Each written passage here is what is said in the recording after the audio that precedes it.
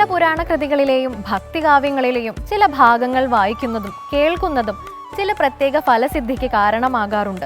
രാമപാദത്തോടു ചെന്നു ചേരുകന്റെ മാനസം, രാമ രാമ രാമ രാമ രാമ രാമ പാഹിമാം.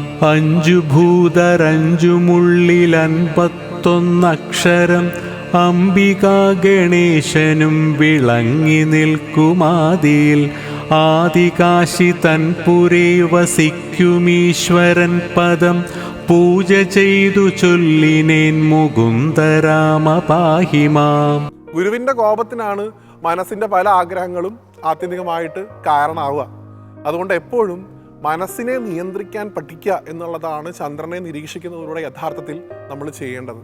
അതിലൂടെ ഉണ്ടായിട്ടുള്ള ബുധനായിക്കോട്ടെ, ബുധൻ വളരെയധികം പ്രയാസങ്ങളൊക്കെ അനുഭവിച്ച് ജീവിച്ച ഒരാളായിരുന്നു.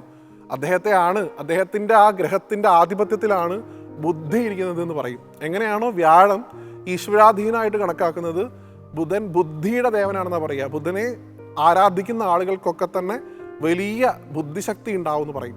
ഇപ്പം കേരളീയ പാരമ്പര്യത്തിൽ മഹാവിഷ്ണുവിനെ വ്യാഴത്തിൻ്റെ ഗ്രഹമായിട്ട് കണക്കാക്കുന്നുണ്ടെങ്കിലും ബുധനായിട്ടാണ് ഗുരുവായൂരപ്പനെ, കൃഷ്ണനെ കണക്കാക്കുക. അപ്പോൾ ബുധൻ അത്രത്തോളം പ്രാധാന്യമാണ്. കൃത്യസമയത്ത് എന്ത് തീരുമാനം എടുക്കണം എന്നുള്ളത് ബുധൻ്റെ കടാക്ഷം ഉണ്ടെങ്കിലാണത്രേ നമുക്ക് മനസ്സിലാക്കാൻ സാധിക്കുള്ളൂ.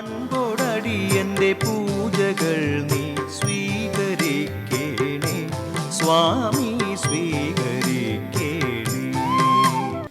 തെക്കുംകൂർ രാജാക്കന്മാരുടെ ആദ്യ തലസ്ഥാനം വെന്നിമലയായിരുന്നുവത്രേ. അവർ ഇവിടെ കോട്ടയും കൊട്ടാരവും പണികഴിപ്പിച്ച് രാജ്യഭരണവും ക്ഷേത്രഭരണവും നടത്തിപ്പോന്നു.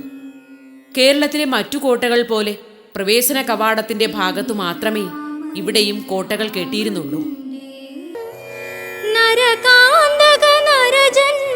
ജനകാത്മജനാഥം മനസുന്ദര സുമശോഭിത വിജയാചലവാസം ഹരിചന്ദന വനമാലിക സമശോഭിത ഗാത്രം.